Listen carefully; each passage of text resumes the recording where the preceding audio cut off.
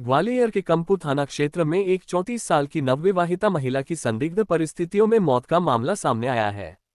महिला का शव उसके मायके स्थित घर में फंदे से लटका मिला।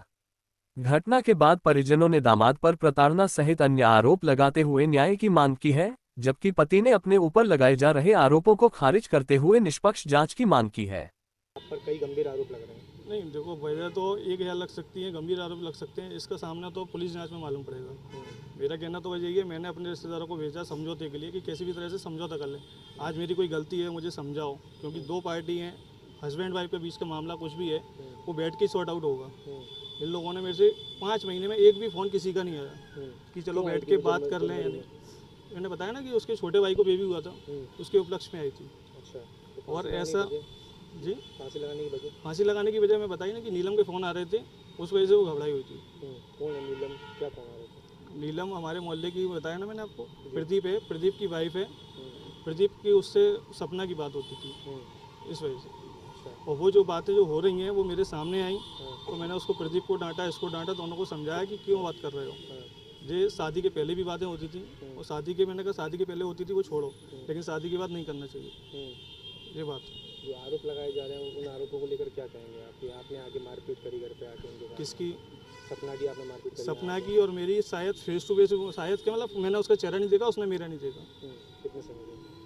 मतलब एक बात बता रहा हूँ, जो परसों की बात है जो आप बता रहे हो, उस दिन मेरा कोई उससे बातचीत नहीं हुई। कोई बातचीत नहीं? मेरी केवल उनके पापा जी से बात हुई थी, उन्होंने मेरे को धक्का देके वहाँ से भगाया था कि तू यहाँ से निकल, तो मैं वहाँ से निकल गया था। तो क्या चाहते हैं? जो आरोप लग रहा है सब बेबुनियाद है? आरोप मैंने बताया ना, मैंने सपना की कोई मारपीट नहीं करी, शादी से लेके आज तक मैंने उसको कोई आदमी उठाया। जी बेबुनियाद। जांच रहेगी, जांच में आप पूरा सपोर्ट करेंगे? जी जांच जो रहेगी आप, हाँ, उसमें पूरा सपोर्ट करेंगे? मैं तो यही कहता हूँ कि जांच हो, कार्रवाई हो, अगर मैं गलत पाया जाऊँ तो दोषी करें।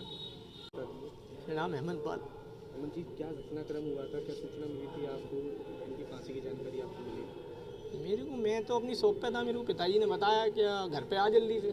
मैं दौड़ते हुए घर पे चला गया, बस इतनी घटना हुई थी। क्या वजह लग रही है? वजह क्या, ये परेशान करता था गोविंद पाल उसको, पैसे मंगाता था। 5 लाख रुपए मंगाए थे इस बार उनने, जब वो मेरे जनवरी में आई थी, मेरे बच्चा हुआ था जब वो आई थी जनवरी में, तो 5 लाख रुपए मंगाए थे। हमारी इतनी गुंजाइश नहीं थी, हमने बैठ के बात करने की कोशिश करी। ये कह रहा मैं तुम्हारे घर पे नहीं आऊँगा, मेरे घर पे आओ, नाक रगड़ो, पैसे दे के जाओ।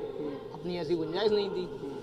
और मारपीट करता था। एक लड़की को रखा था जिसका नाम शायद संध्या करके था, 15 साल की लड़की को रखा था। इनने जो मेरी बहन थी जो ख़त्म हो गई, उससे तक बात कराई। रात को 3 बजे उसको बात कराई। एक बार जो होटल में उसके साथ नंग वस्त्र में इनने वीडियो कॉल मेरी बहन से बात कराई है। नंग वस्त्र में उस लड़की के साथ था, इनने वीडियो कॉलिंग मेरी बहन से बात कराई है। तो क्या लग रहा है कि फांसी लगाने की वजह घर पे आके मारपीट करना रहा क्या? हाँ, तो उसको बिल्कुल प्रताड़ित, माइंडली डिस्टर्ब कर दिया है, तो उन्होंने फांसी लगाई है। तो उसकी इज्जत के खिलाफ भी उन्होंने बोला, क्या मतलब तू मतलब ऐसा कर रही है वैसा कर रही है। उन्होंने बोला मैं कसम खा सकती हूँ, भोलेनाथ के सिर पे आकर के, गिरगांव के महादेव पे चल के कसम खा सकती हूँ, मैं इस करेक्टर की हूँ नहीं। मगर वो इस बात को माना नहीं, तू झूठी कसम खा रही है। क्या किया सर? ने मारा पीटी करी थी घर पे आके।